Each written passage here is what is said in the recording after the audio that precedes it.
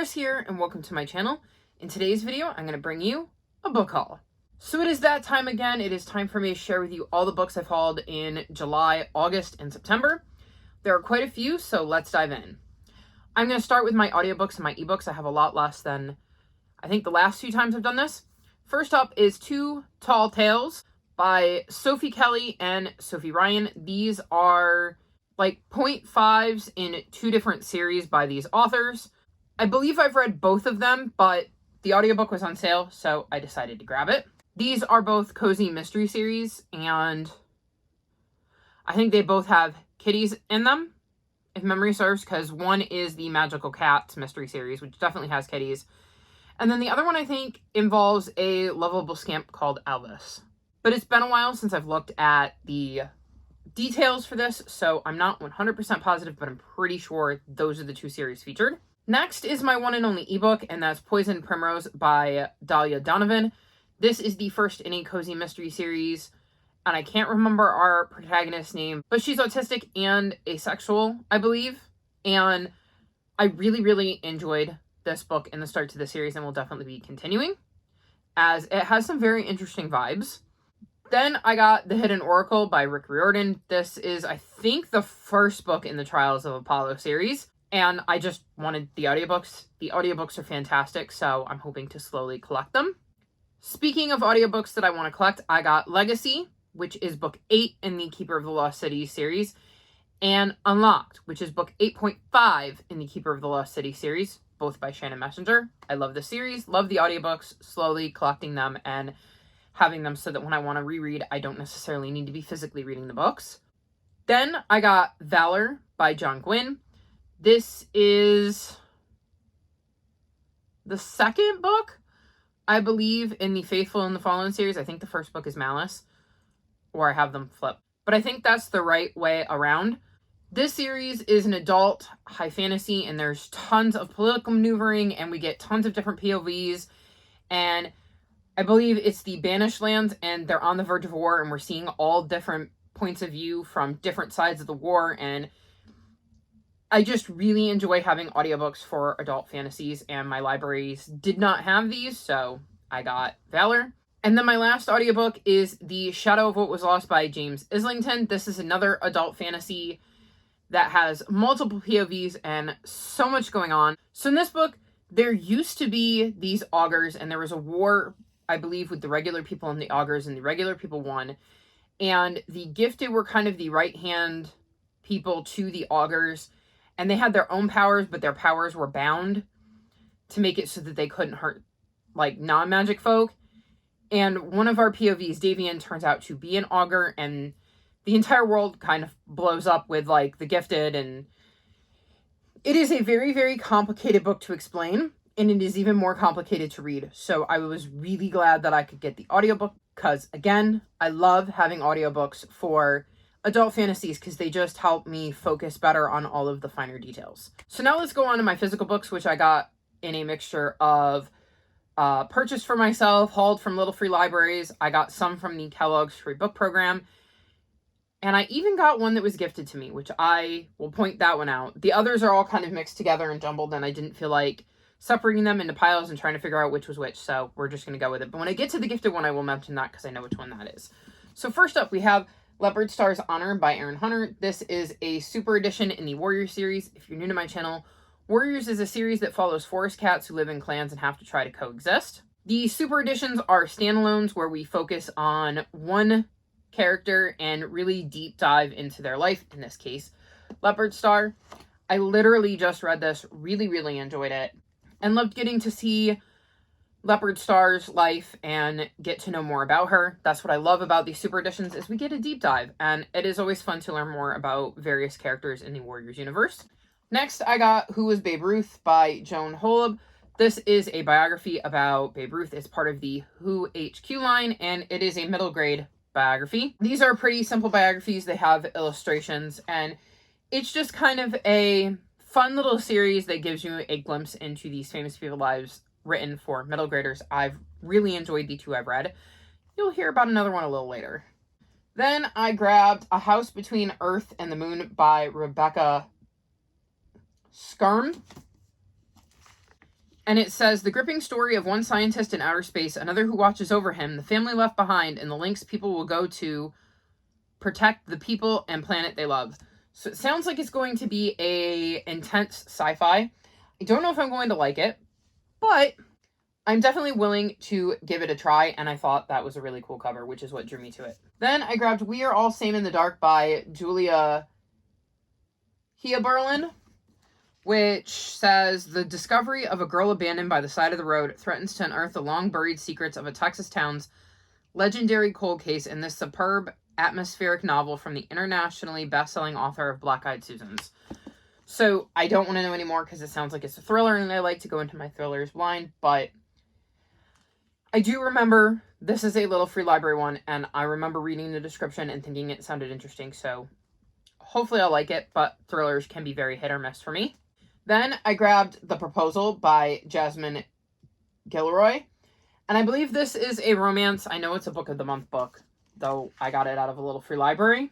Oh, it's a scoreboard proposal. It says, when freelance writer Nicole Patterson goes to a Dodgers game with her actor boyfriend, his man bun and his bros, the last thing she expects is a scoreboard proposal. Saying no isn't the hard part. They've been dating for only 5 months and he can't even spell her name correctly. The hard part is having to face a stadium full of disappointed fans. At the game with his sister, Carlos Ibarra comes to Nick's rescue and rushes her away from a camera crew. He's even there for when the video goes viral and Nick's social media blows up in a bad way.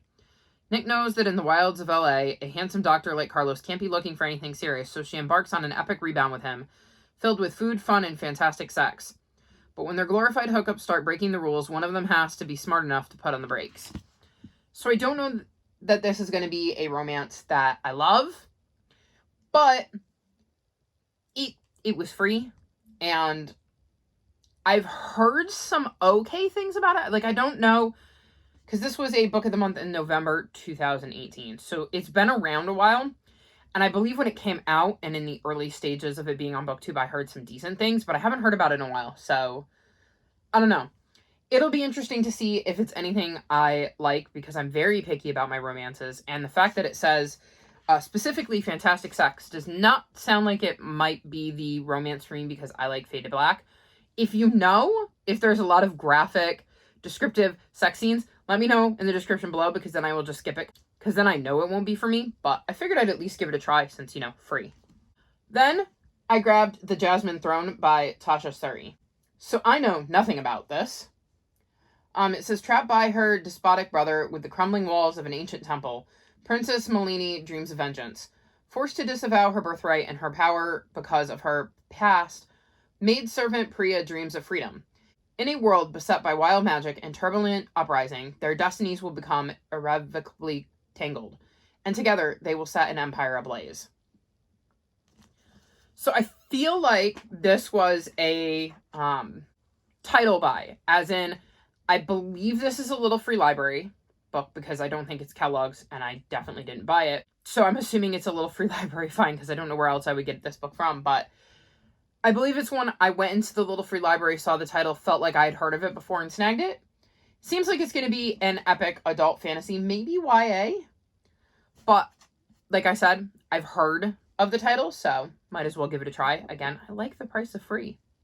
Next, I got Defend the Dawn by Bridget Kemmer. This is the sequel to Defy the Night. I loved Defy the Night. I'm hoping I love this one too. And it's got pretty little end papers. And there's foiling on the cover. And it's signed. This one is definitely one I purchased. I love Bridget Kemmer's writing. I will always get her books. She's an auto-buy author for me. So hopefully this is as good as Defy the Night was, because I really enjoyed that, and I'm hoping I enjoy this one too. Next, I got Paola Santiago and the Forest of Nightmares by Taylor K. Magia. This is the second book in the Paola Santiago series. This involves, I believe, like Mexican myths. Like in the first one, we're dealing with La Llorona. And in this one, we continue to follow Paola and her friend's journey. I've read this. I really, really enjoyed it. I love getting to read about new mythologies. So I own the first one in paperback. So when I saw the second one was out in paperback, I knew I had to grab it. Next, I got The Final Gambit by Jennifer Lynn Barnes. This is the third and final book in the Inherence Games trilogy. This is a highly anticipated read. I'm really hoping I love this. I've really enjoyed the first two books in the series, and we're following a girl named Avery who one day finds out that a billionaire left his fortune to her and has no idea why and kind of has to get to the bottom of it. And there's his family to deal with and all sorts of puzzles and twists and turns. And I've, like I said, loved the first 2 books. So I'm hoping I love the conclusion of this trilogy. Then I got The Secrets of the Storm Forest by L.D. Lipinski. And this is the 3rd book in the Strange Worlds travel agency. In this series, we're following Flick, who has just moved to a new town, stumbles across the Strange Worlds travel agency and the person running it, Jonathan, and ends up finding out there's suitcases that can lead to other worlds and gets tangled up in those other worlds and Jonathan and the magic that she finds there. I adored the first 2 books in the series, and I'm so excited to have a copy of book 3 and to be able to finish out the trilogy. Then I got Amari and the Great Game by B.B. Alston. This is the 2nd book in the Supernatural Investigation series. And in this series, we're following Amari, who in the first book, her brother has gone missing. She finds some clues to him, and it leads her to the Bureau of Supernatural Investigation. And she sets out to figure out what happened to her brother. This is obviously the sequel. I really love the first book. Definitely needed to have the second, and hoping, again, that I love it as much as I love the first. Then, like I said, you'll be seeing one of these later. I got Who Was P.T. Barnum by Kirsten Anderson. So this is another Who HQ book, and it is focused on P.T. Barnum. I've read this, really enjoyed it, thought it was quite interesting. Did not know that P.T. Barnum was the mayor of Bridgeport, Connecticut, as it says on the back. It was really cool to learn some things about, like, the circus guy. So I think these are very great biographies for middle graders, and I know middle grade me would have loved them. So if you have a middle grader in your life, I highly recommend these.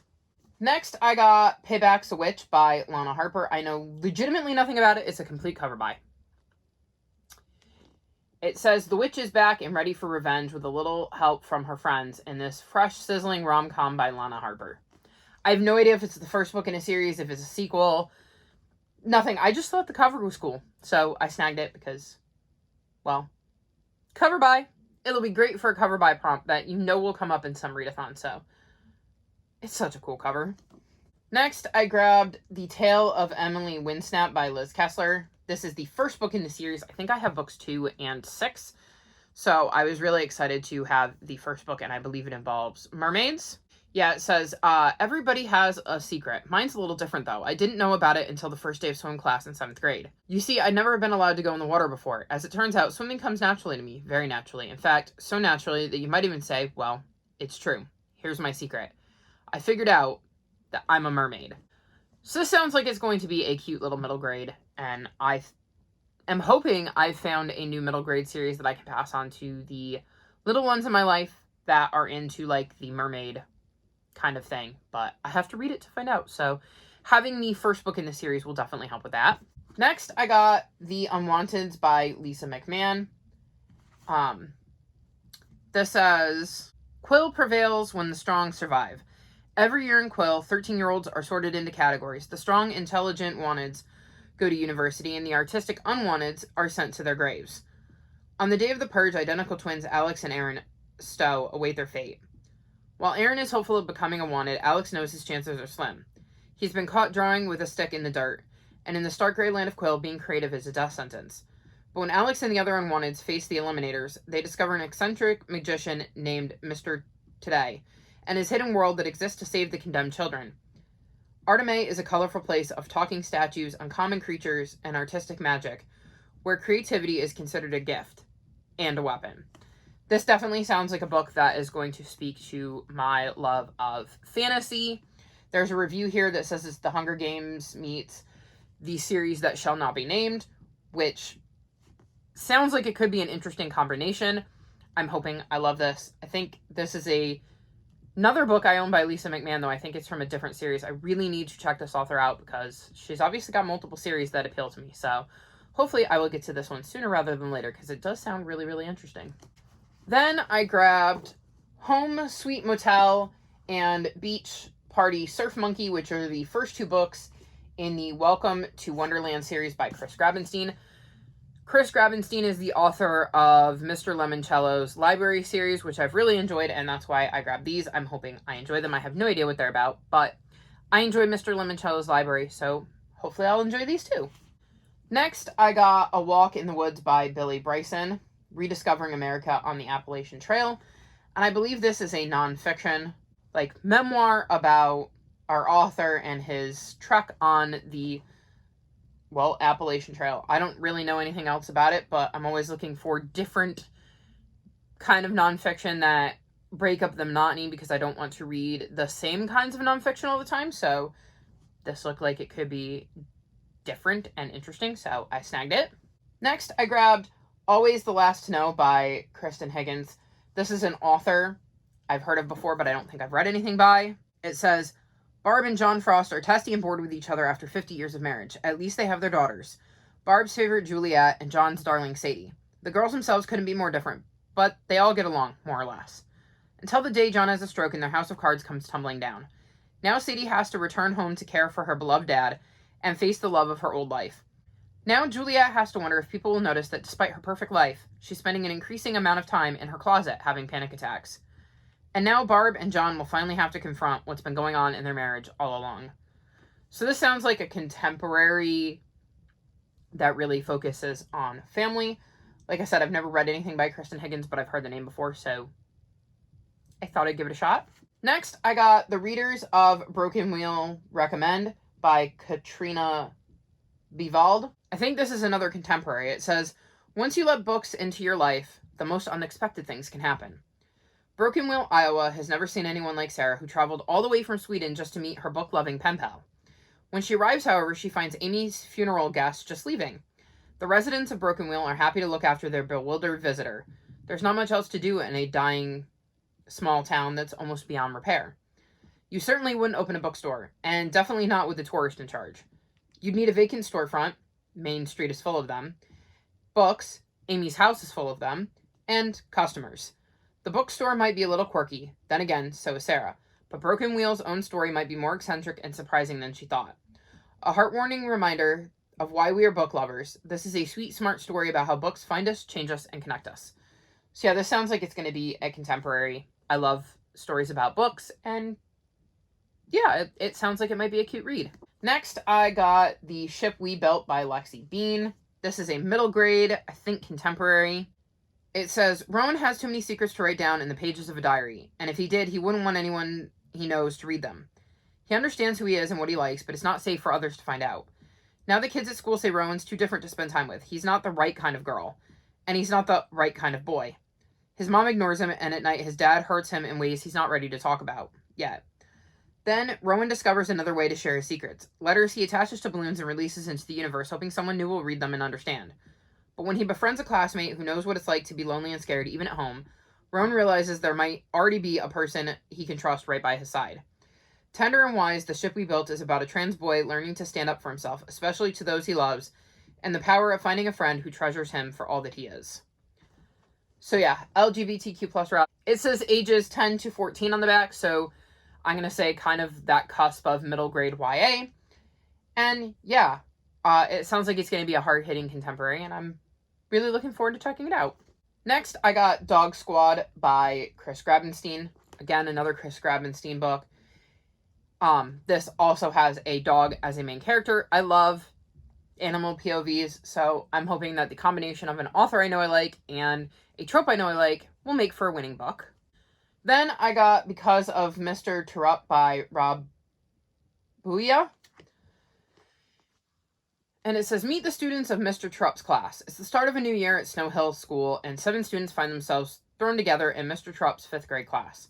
Peter, the class clown. Jessica, the new girl. Luke, the brain. Alexa, the queen bee. Jeffrey, the slacker. Danielle, the pushover. Anna, the shy one.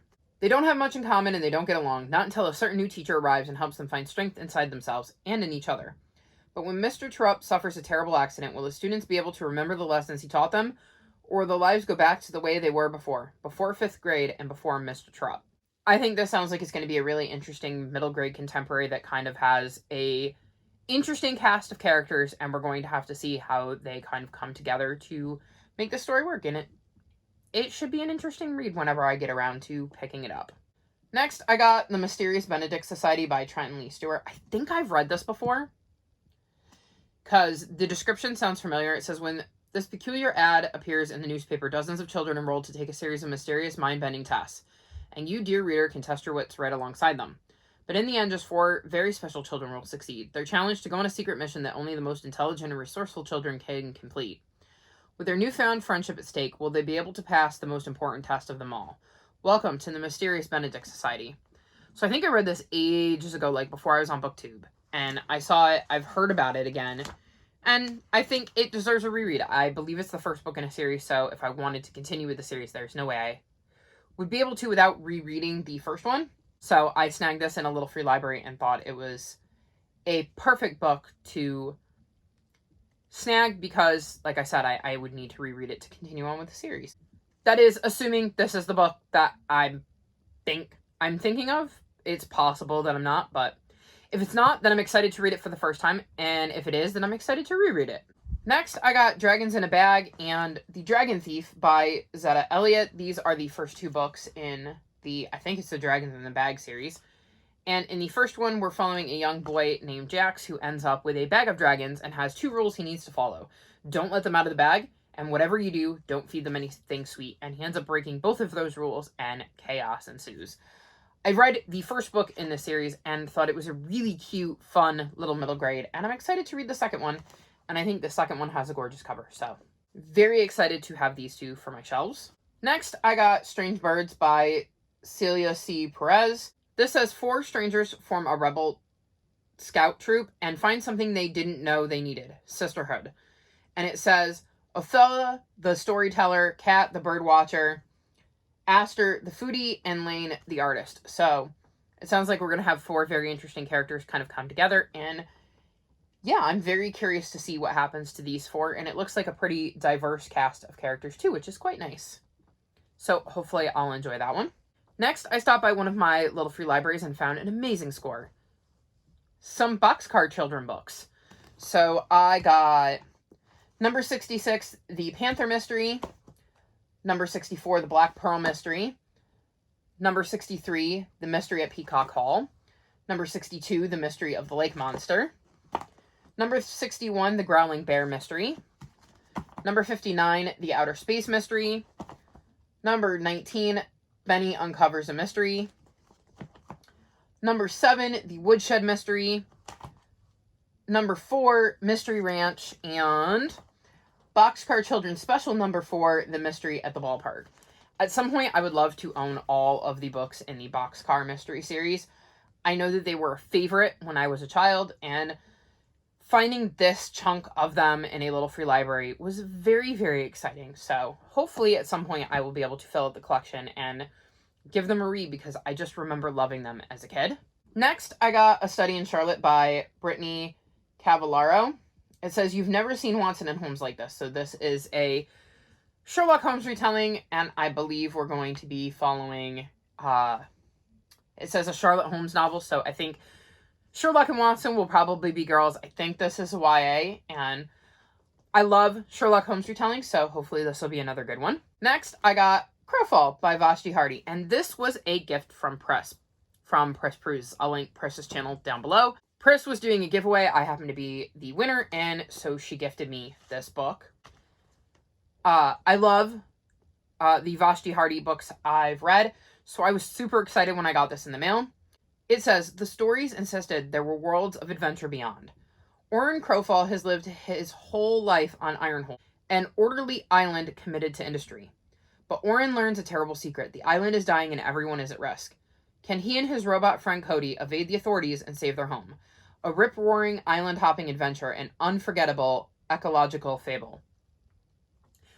I was so excited when I saw this. I'm so grateful for Pris for doing the giveaway, for sending me this book and choosing this book out of all the ones off my wish list. I cannot wait to get to this. I wish I had gotten to it already, but I'm sure whenever I do, I will absolutely love it because, like I said, I've loved the other books I've written by Vashti Hardy, and I've heard nothing but good things about this one.